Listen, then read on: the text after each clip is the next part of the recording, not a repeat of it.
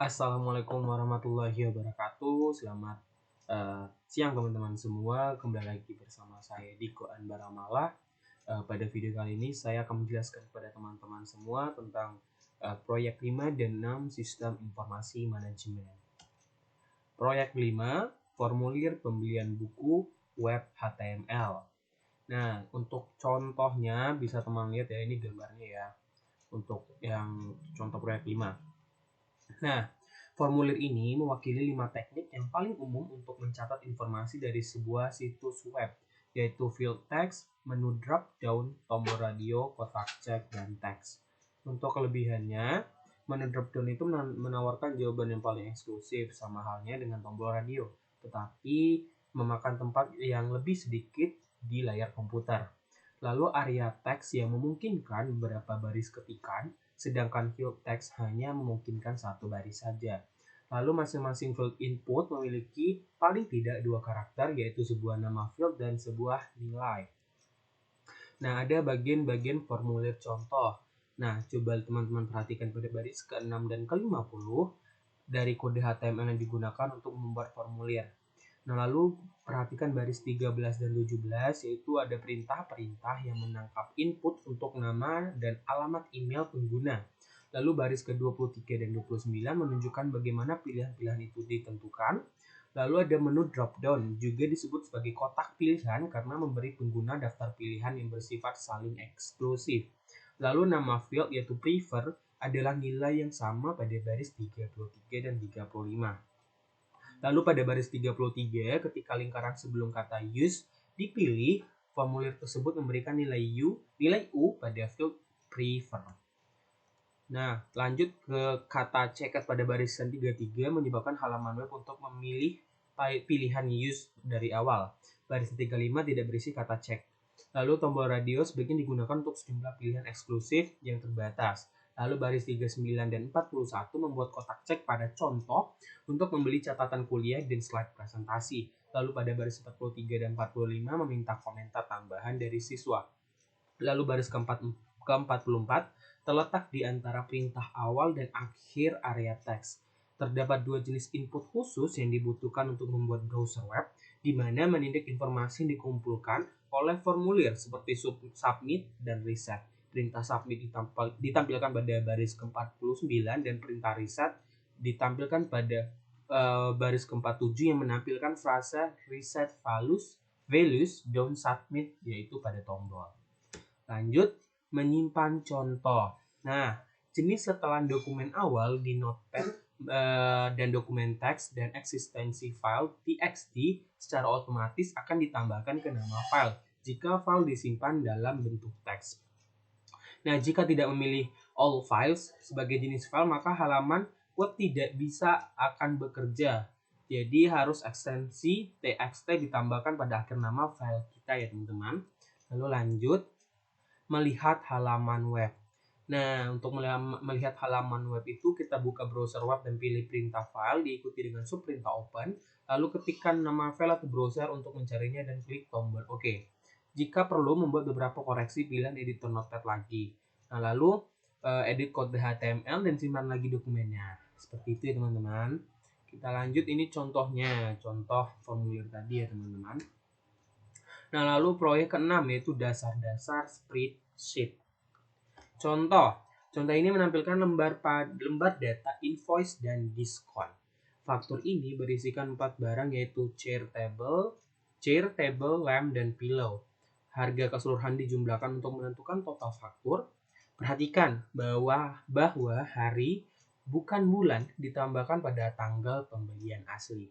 Sel-sel lembar kerja pada lembar data invoice diformat sedemikian rupa sehingga menarik visual. Ini contohnya ya teman-teman, contoh dari spreadsheet tadi yang invoice dan diskon. Lanjut. Nah, untuk membuatnya, mulailah membuat contoh dengan membuka program Excel. Perhatikan bahwa terdapat 3 tab lembar kerja pada bagian bawah layar, di mana sheet 1, sheet 2, dan sheet 3. Kita hanya membutuhkan 2 lembar data untuk contoh, dan kita ingin menamai invoice dan diskon. Klik tab sheet 3, sekarang yang tertinggal hanya 2 lembar data.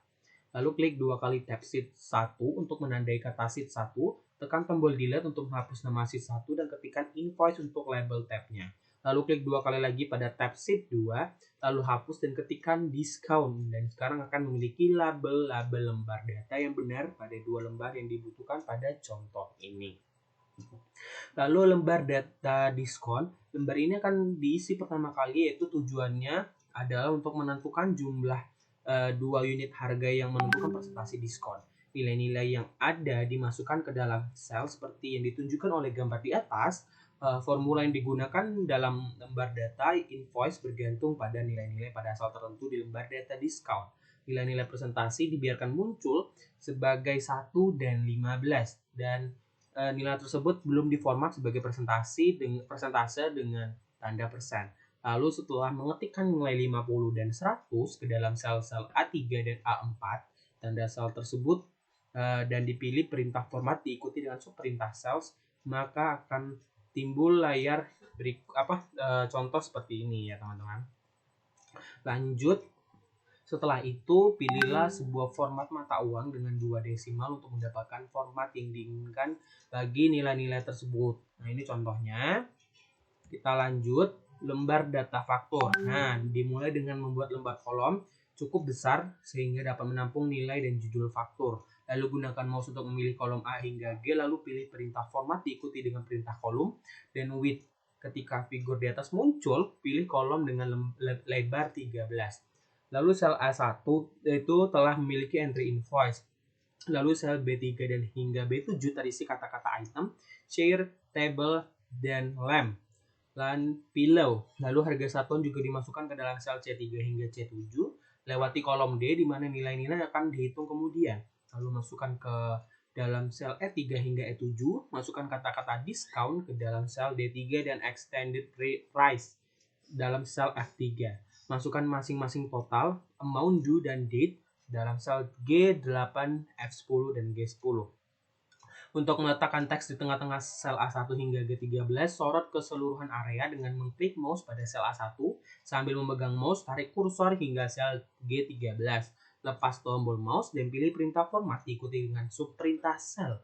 Pilih tab penjajaran atau alignment, maka layar seperti figur berikut ini akan muncul. Nah, ini ya teman-teman.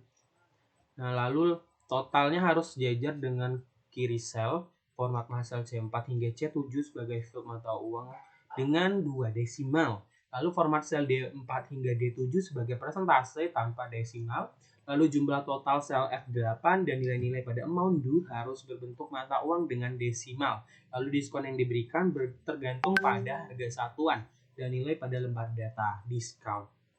Nah, ini adalah formula bersyarat yang mengharuskan IF memberitahu Excel bahwa suatu nilai akan ditempatkan di dalam sel berdasarkan syarat tertentu. Lanjut, di figur contoh di samping menunjukkan pernyataan IF ya untuk sel D4. Jika nilai di dalam sel C4 itu lebih besar atau sama dengan nilai dalam lembar data diskon pada sel A4, maka nilai lembar data diskon pada sel B4 akan ditempatkan ke dalam sel. Nah, untuk harga keseluruhan adalah harga per unit dikalikan dengan 1 dikurangi diskon dikalikan dengan jumlah unit yang dibeli. Sel-sel yang terakhir yaitu sel F11 dan G13 itu mencerminkan nilai waktu dari uang atau time value of money ketika membayar faktur. Lalu contoh di samping ini menampilkan layar yang dihasilkan dari pemilihan perintah format diikuti dengan perintah cell dan mengklik tab font. Kita dapat membuat judul kolom dalam huruf tebal dan atau mengubah ukuran font pada kata invoice dalam sel A1.